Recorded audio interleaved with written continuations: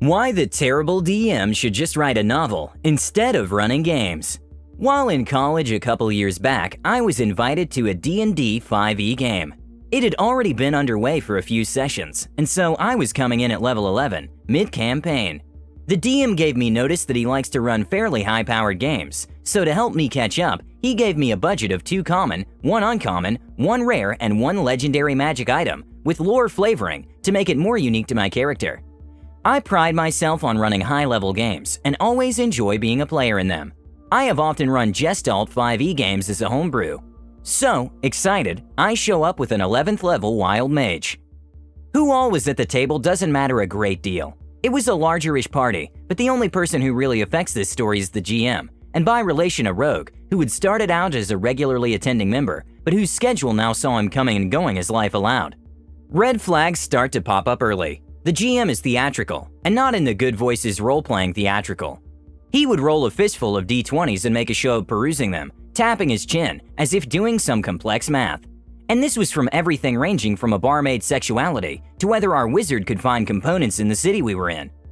I find out in my 3rd session that 5 sessions back, they had all been jumped up 4 levels in a single session. But the catch? They didn't get to choose in what. This came up when the party fighter and I talked, and he said he was jealous I was such a high level in a single class, and that he had been planning to do the same as a fighter before he was given 4 levels in Ranger. The DM apparently gave out these levels based on how he felt the characters were progressing. He at one point tried to talk me into rolling for my character's sexuality on this ridiculous table he had. It included things like if you rolled that you were straight, you would then roll to see if you were hetero-romantic and things like that. I cut that one off at the pass by just telling him my Wild Mage was Pan, plain and simple. Not a slut by any measure, another thing I had to cut off once or twice, when he would vaguely try to allude to it by telling me how attractive my character thought everyone else in the party was. One of the final red flags came the first session I had with the rogue. He showed up, we chatted and snacked a bit before session, and he told me the general idea for how his rogue was justified to come and go, and I thought it was really cool. Basically, he was a tiefling, and at one point the party had somehow got themselves in the 9 hells. His character had gotten further lost, captured, and had struck a deal with a mighty powerful fiend to allow him to return to the surface periodically, acting as his messenger. 3 guesses what his given levels were in, and your first 2 don't count. Part of the deal was a thorned armband that dug into his arm. It basically let the fiend know where he was at all times, and could be used to compel him or call him to the fiend at any time. It should be important to note that when dressed, it is hidden under his clothes completely, something he specifically brought up. I thought it would be a great source of drama for a chaotic good Robin Hood type in a mostly good party to deal with long term. We're spending that session shopping at a one-stop shop magical shopkeeper. Another thing the DM did, where every major town would have one caster of some sort, who had literally anything we might want, short of livestock. I checked. The caster suddenly looks at the rogue and asks, "Would you like me to take care of that for you?" He is somehow able to sense the thorned armband hidden beneath the rogue's clothes. He must have had the Eldritch Invocation, cause DM said so.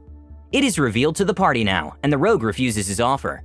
The shopkeeper insists. The rogue refuses, saying he doubts his new fiend master would appreciate such a blatant act of rebellion and would likely come for him or kill him. And yet the shopkeeper insists. This goes back and forth, multiple times over 10 minutes, of just these 2 arguing back and forth.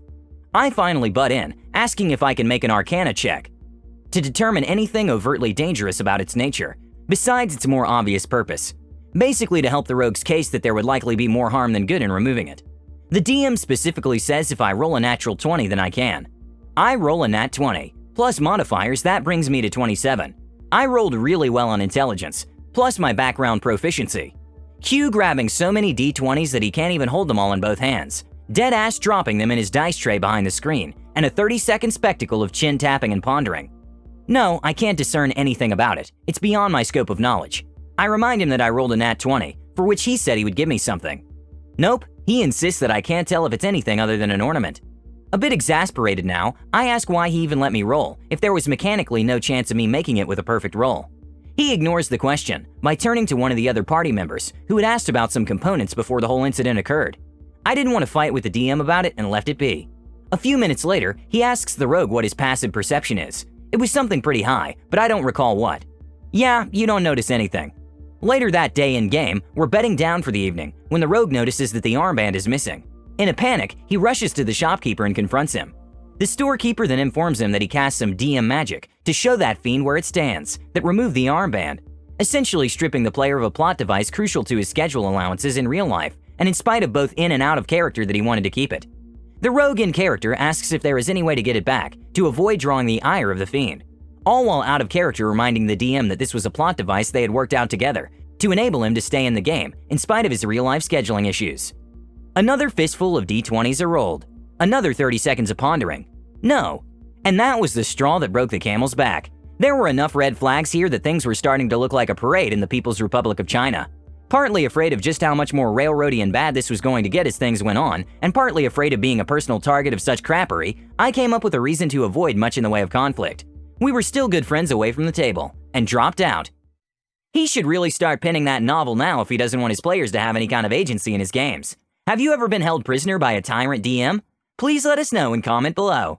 Don't forget to subscribe to our channel All Things D&D. Our next video will be posted in 2 days, so stay tuned for more amazing Dungeons & Dragons content.